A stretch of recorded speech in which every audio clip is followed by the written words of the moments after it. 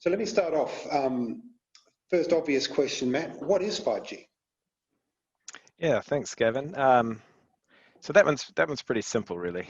5G, it just means it's the 5th generation of mobile technology. So, we had 2G, 3G, 4G, and now we've got 5G. Okay, well that's pretty simple. Actually, I heard that Donald Trump says there's a 6G coming out. I'm sure there is, but not quite yet. But speaking of conspiracy theories, I wanted to get one minor thing out before we get into the technology and the business thing, is that many people have been talking about 5G and does it impact health and other conspiracy theories. Can you give us a little bit of background about that and where people can go for credible information, if perhaps maybe the listeners, but some of their work colleagues may be thinking about some of these things heard on Facebook and the internet? Sure. So I guess first off, I think it's important to acknowledge that the pace of technology change is very fast, and that can be a bit unsettling to some people. Most of us probably don't even know very much about how our appliances around the house work, and so much less these real kind of complex telecommunication networks. So it really comes down, I guess, to where we get our information and our understanding from. And, the internet, as great as it is a bit like the Wild West. There's social media platforms increasingly are being used for channels of all kinds of wild and kind of woolly conspiracy theories, and they're not really the greatest sources of information. And so what I tried to do there, after kind of acknowledging people's concerns, is to take it back to the science. And what I might like to do here is I'll just share my screen briefly.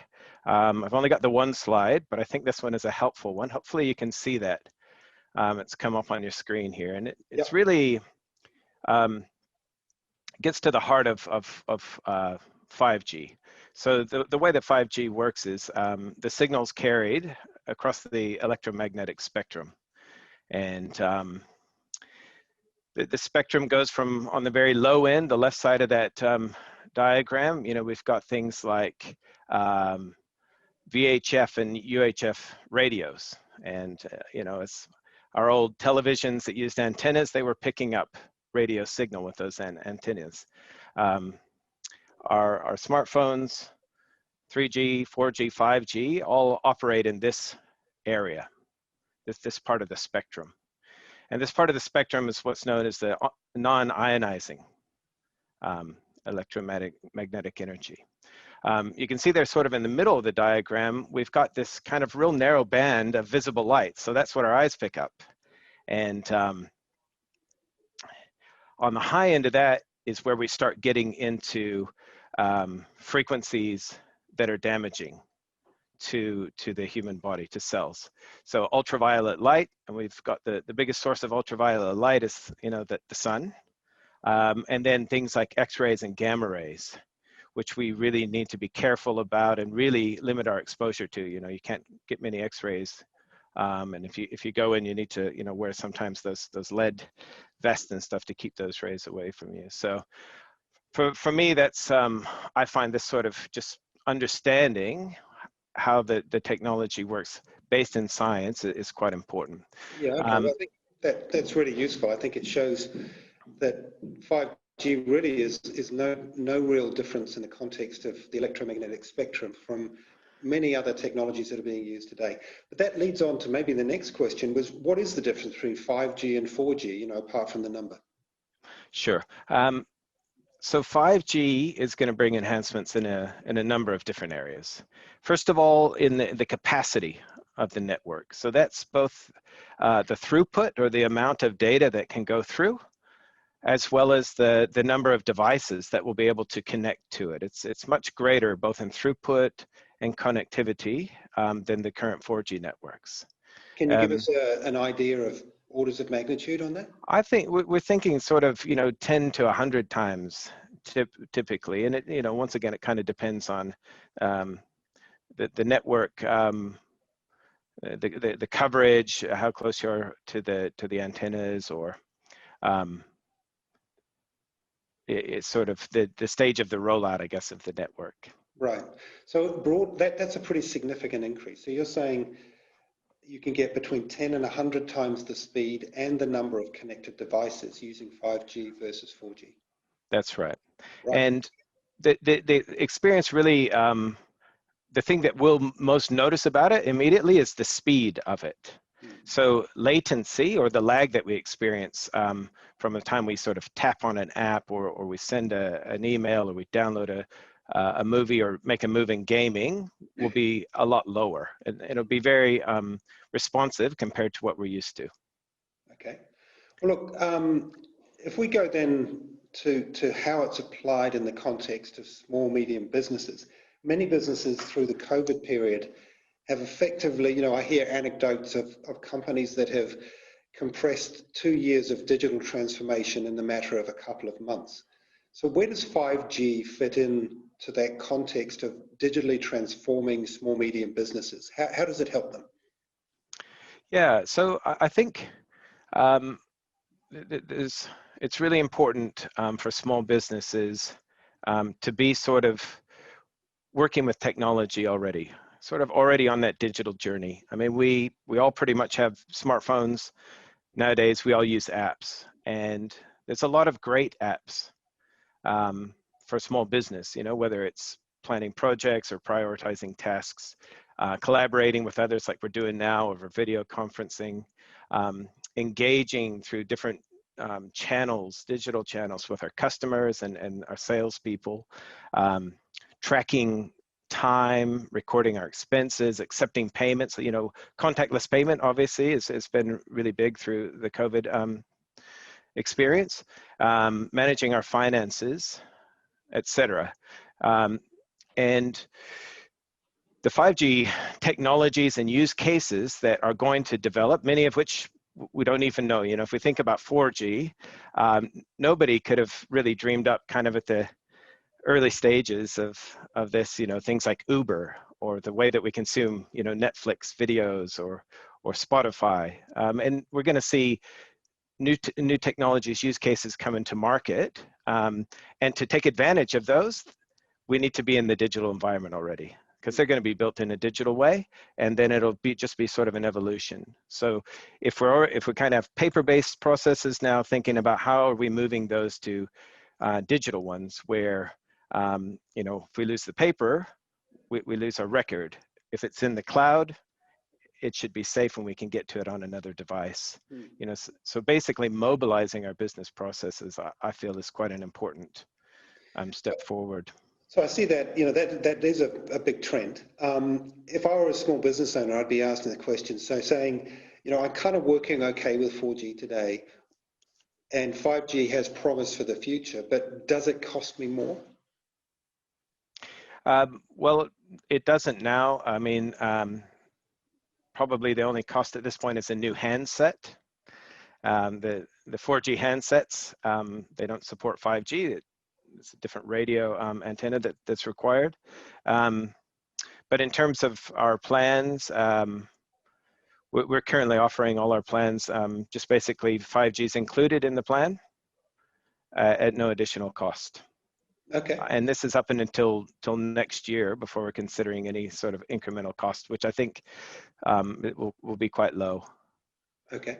Okay. Well, that's encouraging. That comes with the trend today for technology. You get more functionality for the same price, rather than ramping up. For a 10 to 100 improvement in speed and connectivity, that's quite a performance increase.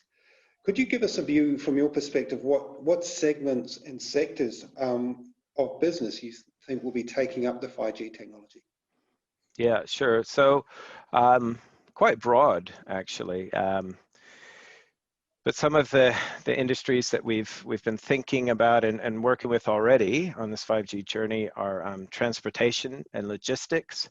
So we'll see more information being sent to and from vehicles, whether it be to sort of help them navigate the road, or help them sort of record what's around them using video. In the logistics space, we see a lot more happening with the Internet of Things, IoT, so sort of asset tracking and things like this that will be enabled by 5G. We see use cases in emergency services. So we see things like connected ambulances where increasingly the emergency technicians will be able to do more of the work that would have to wait typically until you get into the emergency department, to be able to do that and to provide a view to the receiving hospital to really help that handover from the transport into the hospital. We see a lot in health type application. Yeah, that's right. So in health and medicine, telemedicine, remote consultancies, remote surgery or remote assisted surgeries. We're seeing some use cases being developed there. We see a lot in construction and trades starting to come through. So some examples are digital twins, where we might have a building that's physically being built, and then we've got a 3D virtual model that we're able to sort of explore using a virtual reality or augmented reality on our sort of device, where we can go in and look at maybe a wall, hold up our phone and see an overlay of the wiring or the pipes, you know, the way they might need to be laid out. Okay. And 5G lends itself to that application because of the amount of data that's downloaded in real time? Yeah, that's exactly right. So just that higher capacity there and the lower latency allows for a lot of data, complex sort of 3D images to just appear with basically no lag at all. Right. So you know, obviously the handsets is one part of the equation as they come onto the market, and I know a number of suppliers are providing 5G enabled handsets, and they will, you know, people will renew those over time. What about the base station rollout? I mean, you mentioned higher number of devices. Does that mean you need more base stations, and does that mean the rollout is going to take longer or is more expensive than, say, 4G? Well, so the rollout, I think as you stated at the beginning, Gavin, we launched with 100 sites in December of 2019 across Auckland, Wellington, Christchurch, and Queenstown. And it's going to continue for the next few years. And we'll be looking to upgrade the vast majority of our some 1,600 or so sites. There are certain types of coverage in certain areas where we may see more small cells. If we're talking about a factory, for example, and we need to get a bit more coverage within sort of that physical space, we might see these kind of small cell or pico kind of cell implementations. And I think this is it is really kind of a long-term journey. Right now, what we're seeing is it's basically upgrading our existing 4G, 3G and 4G sites to 4.5G and 5G. Okay, what's 4.5G? So 4.5G is, or the 4G evolution is basically, it's a step towards 5G. So as you'd appreciate, there's a number of components in a network. Some are the antennas, some are the backhaul networks, getting the traffic into our backbone. So all of these are sort of being upgraded along the way. 4.5G is basically bringing together a couple of different bands, aggregating it together, and it's increasing the capacity from 4G towards 5G, and it's basically a step in that direction. So we're rolling out both at the same time. Sorry to interrupt, but would that work on your existing 4G handset, or was That's right, yeah, it would. So you're basically upgrading the network for existing technology at the back end, and then allowing people to upgrade to different handset technology when 5G comes out. That's right, and just one other thing in terms of what we'll see in terms of 5G, in addition to handsets, is what we call fixed wireless access. So if you've got ADSL or VDSL in your home office or you know your small business, we're really excited about the potential for that connection to go away from the copper-based DSL services and just be a fixed wireless access. So it's basically communicating back to the network using 4G or 5G. We've got 4G now, and soon we'll be rolling out 5G fixed wireless access. Will that be price competitive? Because many people, obviously, more and more people are working from home, but also, small business owners maybe working in in shared office spaces, or maybe considering moving their office and considering what they would need to do from a broadband perspective. Will it be price competitive to a standard broadband, connection? Yeah, absolutely. It would be price competitive, very generous amounts of data involved. And it's also, because it's wireless and there's no connection to kind of hook up, in terms of a cable, it's also basically instant on. Okay, interesting. So if I were as a business, what would you recommend? How would I get started in the 5G journey? Yeah, so for me, it really comes back to what I was just touching on a little bit ago. It's about seeing where you can use technology today for your business. Getting a handset that runs 5G will start giving you a feel of what it's capable of. And as more of these applications become sort of commonplace, whether it's kind of on the Google or the Apple App Store, things like virtual reality apps, you'll be able to start tapping into those and the benefits of 5G really quickly. And so that's why I think really that the first step is using technology in your business already.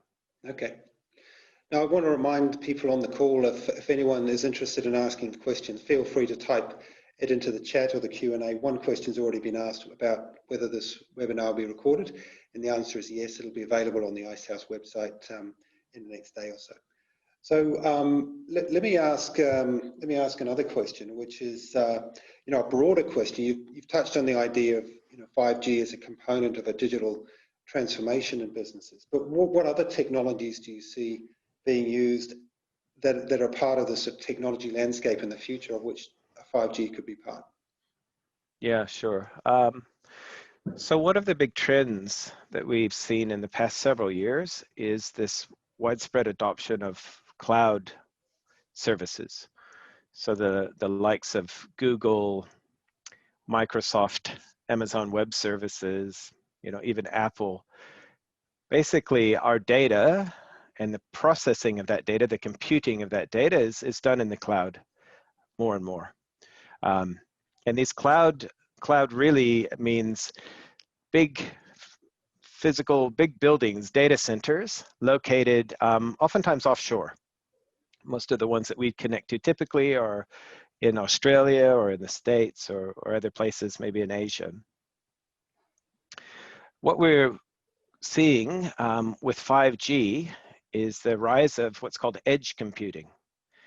And this is going to bring us some advances in terms of, I talked about that latency and the lag time that we experience. So right now, if you send an email, say on Gmail, you're communicating with the server, like I said, it's probably in Australia or the States, and your email's sort of coming back and being sent to wherever it's going. And because it's an email, a half a second or so, a couple seconds even, nobody really cares. But if we're talking about a remote surgery, or we're talking about a self-driving car, that lag becomes really, really important. It needs to be as low as possible. And so with edge computing, what we do is we're putting that computing power right into the network itself. So the round trip time from your device to the computing and then back to the device starts becoming really, really low. So an example that I've heard shared is, they ask a question, how long do you think it takes to blink your eyes? And apparently it's somewhere in the neighborhood of maybe 200, 300 milliseconds. With the latency that we'll see in 5G networks and edge computing, that latency starts coming down to less than 10 milliseconds. So it's really starting to be faster than, like the human nerves. And it allows some of these real cool use cases to come up. So there's edge computing. And then there's a whole bunch of other, what we're thinking of as exponential technologies. And that as they start coming together and working together, then we're going to start seeing just this explosion of kind of new use cases that haven't been possible before. So one is in the area of computer vision and video analytics. So really smart cameras that can, they know what they're looking at, and they can make alerts based on what they're seeing. On a construction site, there might be a camera set up just to make sure that everybody's got the right PPE. They got their helmet, their high-vis vest. We're also, and related to that is machine learning and artificial intelligence. So really taking these inputs, this data, making sense of it, and training a model that becomes smarter over time. So we saw a cool example of this at Vodafone in Italy, where they've got a smart recycling bin, and it can sort the recycling based on what the image looks like. And each bit of recycling that's put in helps train that model to get more accurate. I've touched on it a little bit before, but augmented reality and virtual reality is another one of these exponential technologies that we're going to see more of. We see this, I mentioned the example of a construction site, but we also see a lot of application of this technology in training and other compliance type situations where your people need to go through some training, and maybe historically it's been a place you have to go and get in be in a real scenario. With the virtual reality, augmented reality, you can extend that experience out to anyone who's got a device. Yeah, and then really practice, whether it's one thing we've talked a bit with the police about is their driver training. And there's only a set number of hours of daylight and stuff where they can get out in their skid pan and do their driving. If they're able to do it virtually, they can do it any time of day or night, and do it in an environment that's safe, before they actually get out on the road. So yeah, that's another sort of thing. So basically, as computing power increases at the edges and at the cloud, you also need speed increases to deliver that information back and forth, and that's where 5G plays a role. There's a couple of questions that have come through. If I could just pose those to you. One is a technical question, one's more around the applications that you've just sort of mentioned. So the technical question is that one of the audience has asked, they understand that the 5G frequencies use two bands overseas, one in the 30 gigahertz range and the other in the 60 gigahertz range. Do you know which one New Zealand will get, and does that matter? Yeah, so New Zealand will be using frequencies in roughly 3 ranges. And it does matter because the frequencies work a bit differently. The longer the wavelength, the further it goes. And the more capacity it's got to go through things like, walls. So your phone works when you go in your house or your office. So we see frequencies that will be used sort of in the 600 to 700 megahertz range. We're not using that yet, but that will be coming. What we're using right now is in the kind of the mid-range, 3.5 gigahertz. And that's where I think pretty much globally that's been the approach. That's where the initial part of the rollout starts, in the mid-band. It's got good coverage and pretty high data rates. There's the other, or the third area is in kind of the millimeter wave. It's higher frequency, and it travels. It's able to carry more data, but it also it won't even go through a sheet of paper. So it's just in certain environments, maybe like I said before, like in factories or manufacturing facilities, where we might see more widespread use of this millimeter wave. So where you've got more of a sort of line of sight, but an Internet of Things type of situation, like in a factory, lots of devices communicating, but in a very tight space that can communicate directly with a line of sight to a base station and inside a factory. Yeah, you're right. Line of sight, exactly. Okay. Hey, look, there's a question I'll come back to around the, someone's asked about a good library of applications. Maybe your back of your brain can think about that while I ask this other question that was related to the one you've just answered, which is, what will the rollout be like for rural New Zealand, where there's a demand for these type of services, but no current infrastructure, from broadband perspective? Yeah, so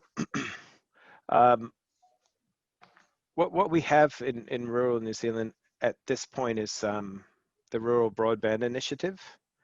And then we've got sort of the second phase of that, which we call RBI2, and that's sort of run by the Rural Connectivity Group, which is a kind of a collaboration between, Spark and 2 Degrees and Vodafone. And so my expectation is that that's where we would see it's through RBI, Rural Broadband Initiative, really, that over time it progresses from 4G to 5G out in that through that initiative, really. And is that underway at the moment? Is that got a timeline? Can someone look on a website and see the rollout plans or something like that? Yeah. It's not something that I've been across directly for a little while, but it's underway. We're turning a lot of these RBI2 sites on. So okay. and you can look on it's called the Rural Connectivity Group, and you can sort of look online. What we'll do is we'll make a note of that and we'll add it to the the cover note that goes with the webinar as a link. We can do that afterwards. Following on a question from, you provided a sort of list of potential applications. Is there anywhere you'd recommend that someone goes to see kind of a laundry list of 5G applications that might be thought-provoking or at some level complete? Yeah, so I'd recommend going to the vodafone.co.nz business website and looking on our 5G page. We've got a lot of collateral up there on 5G use cases. And, one of the things that's great about being Vodafone is that we're part of this wider Vodafone group. And so we've got these direct connections into many Vodafone operating companies around the globe and the use cases that they're developing. So that's where I would go, actually, and putting a plug in for Vodafone. But other than that, the internet is it's really, there's a lot of stuff on the internet. If you just type in 5G applications, you get a lot of stuff. Yeah, definitely. Okay. Look, those are the questions that we have outstanding at the moment. If anyone would like to ask any more questions, feel free to type them in. I think that pretty much comes to the end of this. I mean, let me ask you've covered the issue of conspiracy theories from a sort of health impact perspective, but another sort of macroeconomic point that's being discussed globally is the actual technology provider of the back-end networks, whether Chinese companies versus American or European companies are being used. In New Zealand, can you just summarize the technology provider that's being used, whether those sort of American initiatives to discourage Chinese technology have come to fruition here? Oh, yeah. So they have come to fruition here. And Vodafone, our partner for 5G is Nokia. Oh, okay. Yeah. Another application that's questions come from the audience here. We've got the America's Cup coming up, the yachting race next year. Are there any applications in that context that 5G is being deployed for? Yeah, sure. So this is something I'm aware of. We're not directly involved with it. But if I was going to sort of hypothesize about what those use cases would be, I would suspect that they're related to virtual reality and sort of augmented reality, being able to provide either to your average punters a view of what it looks like to be on one of the boats. I know that there's always data, a lot of data coming off those sensors, and so that coming back and being processed, coming back quickly over a 5G network and being processed and maybe fed back to the boat, but also to what we're able to see. I suspect we might see things like apps that could overlay the statistics, like we see on television. We might be able to see that in real time. So we've seen that with some sports, soccer, football in Germany, where you go into a stadium and you've got the app, and you can hold it up and you can see specific stats about your player, their heart rate and where they've been, how they're going in terms of their scoring and the like. I suspect it would be the same for the America's Cup. Yeah, I mean, some New Zealand companies like Animation Research Limited down in Dunedin have been pioneers in that space, and it's interesting to see some of their video reel that shows the application of visualization technology over multiple years. And I'm sure things like 5G will again enable that next level of interactivity, whether it be, live casting of different video cameras at different devices, maybe under the control of the consumer, and various telemetry data that can be shown back, as well as their augmented reality rendering of the race in real time.